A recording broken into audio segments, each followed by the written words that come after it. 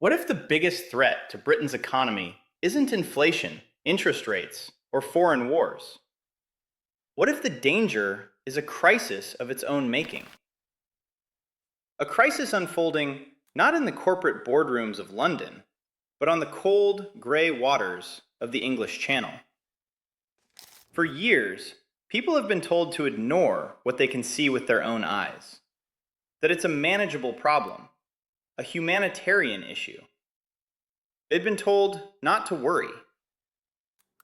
But the numbers don't lie. And the numbers tell a story of a nation that has lost control. This relentless wave of illegal boat crossings is no longer a fringe issue.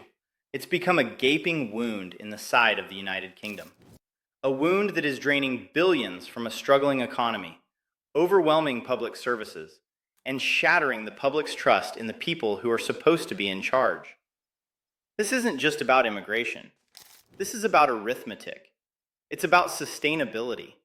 And it's about whether the British economy can survive a crisis it refuses to solve. It's a situation born of political failure, a crisis that has been allowed to fester, and one that is now pushing a once great economic power to its breaking point.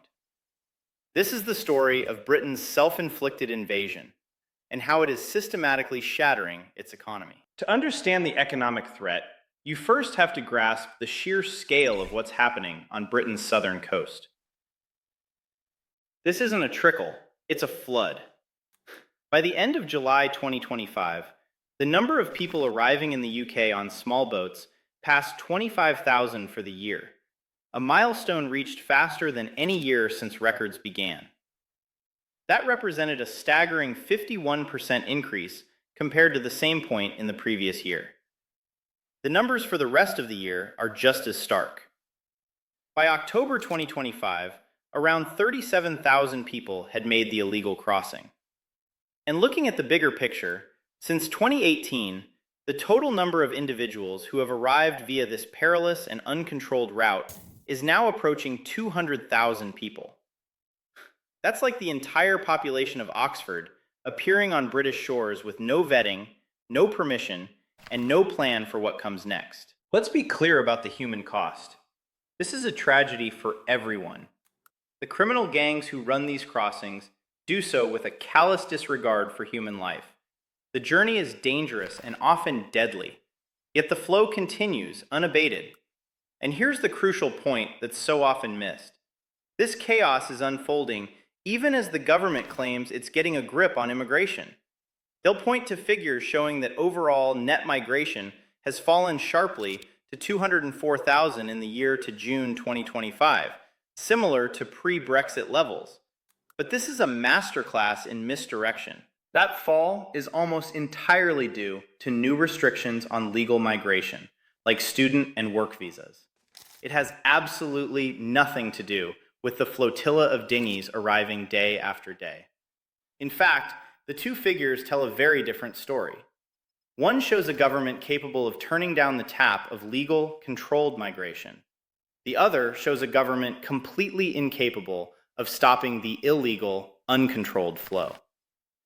For the year ending in June 2025, 88% of all detected irregular arrivals came via small boats. It's the one form of migration they cannot seem to manage. Successive governments have made grand promises. The flagship Rwanda policy was officially repealed by the new Labour government after the 2024 election. It was replaced by the Border Security, Asylum, and Immigration Act, which received assent in December 2025 and promises new powers to tackle the gangs. But the results speak for themselves. The boats keep coming, the numbers keep rising, the sovereignty of the nation's borders has been broken. And the bill for this failure is now coming due. The conversation around this has been dominated by shouting and political point scoring for far too long. But the economic reality can no longer be ignored. If you believe this is a critical issue for the future of Britain, please take a moment to subscribe. And if you think more people need to hear this, share this video. Now let's continue. So, how did it come to this? How did one of the world's most powerful nations find itself seemingly powerless to decide who comes and goes? The answer is a catastrophic failure of political will. There is a deep and growing disconnect between the governed and their governors. The British public has consistently polled in favor of lower, more controlled immigration. Yet, for decades, they have been given the opposite. The small boats crisis is the most visceral manifestation of this democratic deficit. A daily, visible reminder that the government is not in control. And the data on returns lays this failure bare. According to analysis from the Migration Observatory, by the end of 2024, only around 5,000 people who had arrived by small boat had actually been returned from the UK. That represents just 3% of all arrivals since the crisis began. Let that sink in. For every 100 people who make the illegal crossing, 97 of them have, so far, remained in the country. The vast majority, 95% of arrivals since 2018, claim asylum upon reaching the UK. This effectively games the system, tying up their cases in a legal backlog that can take years to resolve, all while being supported by the British taxpayer. The new government's policies aim to create a new returns unit and clear the backlog. But these are plans to manage the consequences of failure, not a plan for success. They do little to stop the arrivals in the first place. This is why the term self-inflicted is so appropriate. This is not an unstoppable force of nature. It's a failure of policy, a failure of deterrence, and a failure of enforcement. It is a crisis of will. The state has proven itself either unable or unwilling to perform its most fundamental duty, to protect its own borders. This paralysis sends a powerful message to the criminal smuggling gangs that this route is viable. It tells them that Britain is open for business, and it tells the British people that their concerns about border security and the rule of law are secondary. This erosion of trust is just as corrosive to the nation's health as the economic cost. So is Britain truly heading for an economic collapse? Mainstream institutions will tell you no. They talk about fiscal pressures and structural vulnerabilities. But this calm, clinical language masks a much more dangerous reality. An economy isn't just a set of numbers on a spreadsheet. It's a complex system built on confidence, stability, and public trust. And it is that foundation that is now shattering. What we are witnessing is a perfect storm. We have a high-debt economy with weak productivity. Layered on top, a political class is pouring billions into managing a crisis it has no will to stop. This spending diverts capital from productive parts of the economy, increases the national debt, and strains public services that are already at a breaking point. This isn't just an economic drain. It's a source of profound political instability. The failure to control the channel erodes public trust in government competence more than any other single issue. This makes financial markets nervous. Investors prize predictability.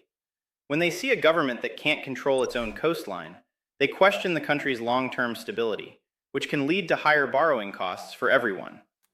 The small boats crisis is the amplifier for all of Britain's other weaknesses.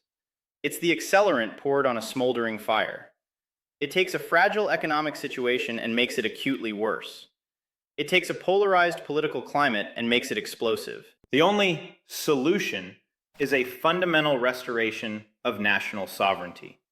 It requires a government with the courage to say no, the courage to enforce its own laws, the courage to immediately return those who enter the country illegally, breaking the business model of the smuggling gangs once and for all. The policy levers to avert a full-blown collapse exist, but using them requires a level of political will that has been absent for a generation. This is the wake-up call. The slow-motion shattering of the British economy is no longer a prediction. It's a description of the present reality. The numbers are clear, the consequences are visible, and the patience of the British people is running out. The establishment may tell you not to panic, but the foundations are trembling. The question is no longer if Britain will face a reckoning for these years of failure, but when. The facts speak for themselves, but the debate is far from over. What do you think? Is this a crisis of the establishment's own making? Are the economic consequences as severe as they appear? Let us know your thoughts in the comments below. This is a conversation that needs to be had. And if you want to see more independent analysis the mainstream is too afraid to touch, make sure you're subscribed with notifications on. Thank you for watching.